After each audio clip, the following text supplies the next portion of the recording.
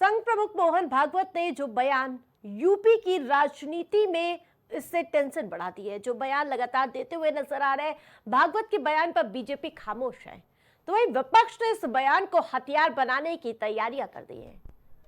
संघ प्रमुख मोहन भागवत के बयान के सहारे समाजवादी पार्टी के ने बीजेपी की पोल खोलने की तैयारी की है और उसके लिए बकायदा सपा ने पूरा खाका तैयार कर लिया है।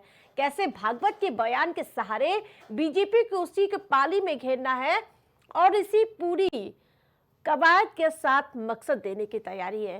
27 के समीकरण को मजबूत करना। संघ प्रमुख मोहन भागवत के बयान पर बीजेपी किस तरह से बचाव की राह निकालती है, यह भी रहस्य बना हुआ है। जो पार्टी हिंदुत्व के सहारे आगे बढ़ रही थी, उस पर मोहन भागवत के एक बयान ने लगाम लगाते हुए विपक्षी पार्टियों को एक मौका दे दिया है। मोहन भागवत के इस बयान ने देश के सबसे बड़े सूबे उत्तर प्रदेश में नए समीकरण खड़े कर दिए हैं। समाजवादी पार्टी ने संघ प्रमुख के बयान का स्वागत किया है, तो कांग्रेस ने इस बयान पर नसीहत दे डाली और कहा कि ये उनको समझना चाहिए जो समाज में दरार डालने का प्रयास कर रहे हैं।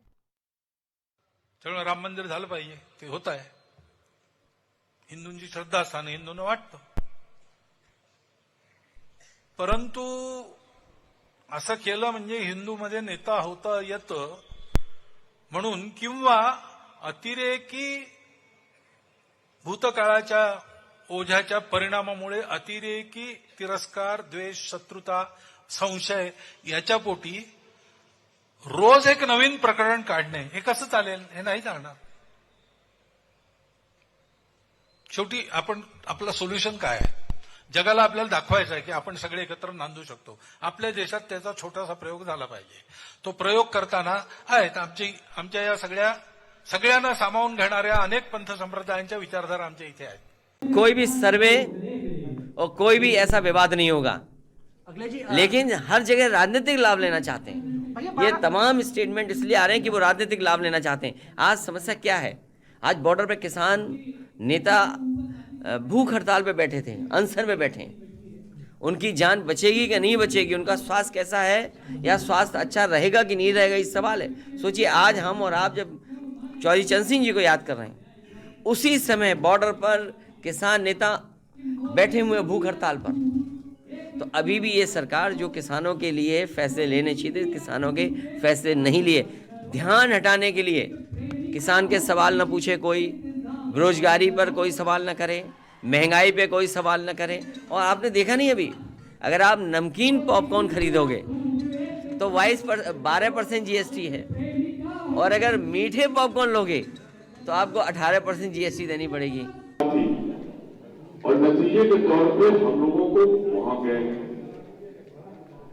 वहां से हम लोग लाइन अप होकर चले और लाइन भी ऐसी बनी कि प्रियंका जी नेतृत्व कर रही थी और उनके पीछे दोनों भी नहीं थे, सिंगल रोड थे, उनके पीछे महिलाएं थी, सांसद।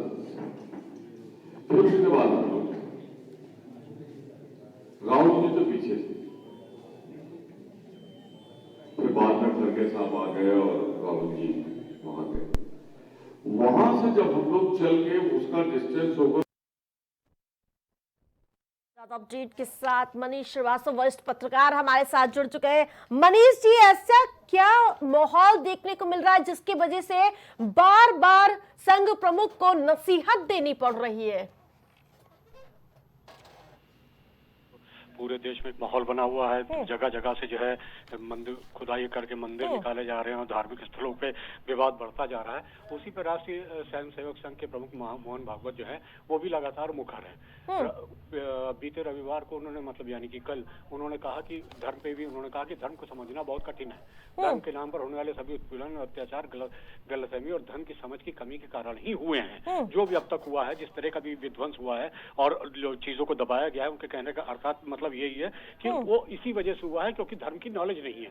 ठीक है। और इसके अलावा इससे पहले पुणे में भी उन्होंने एक बयान कहा था कि हर दिन मंदिर मस्जिद का विवाद उठाया जाना सही नहीं है। बिल्कुल, है ना? दो बड़े प्रश्न उठते हैं मनीष जी, जिस प्रकार से एक विपक्ष से बड़े हाथों हाथ लेता हुआ नजर आ रहा है, लेकिन मोहन भागवत के इस बयान को लेकर ये स्पष्ट नहीं हो पा रहा है ये किसके लिए, क्या ये बीजेपी के बड़े नेताओं के लिए है? हाँ, इसको माना जा सकता है। हालांकि मोहन भागवत के इन बयानों के बाद से जहां विपक्ष उन्हें उनका स्वागत कर रहा है उनके बयानों का, वहीं हिंदू संत समाज में भी कुछ लोग हैं जो मोहन भागवत के इस बयान का विरोध कर रहे हैं। जगत गुरु स्वामी रामभद्राचार्य ने उन्होंने भागवत के विचारों से कड़ी असहमति जताते हुए कहा कि मैं मोहन भागवत के बयान से पूरी तरह असहमत हूँ, और उन्होंने कहा, ये भी कहा कि मोहन भागवत हमारे अनुशासक नहीं है, ठीक है, लेकिन हम उनके अनुशासक हैं। जी, जिस प्रकार से अयोध्या में सीएम योगी पहुंचे थे, उन्होंने सनातन जरूरी ऐसा बयान दिया जैसे ही मोहन भागवत का बयान आया, क्योंकि सीएम योगी अभी बहुत बड़ा इवेंट होने वाला है महाकुंभ का, उसको लेकर लगातार तैयारियां करते हुए नजर आए, इस बीच ऐसा बयान आना।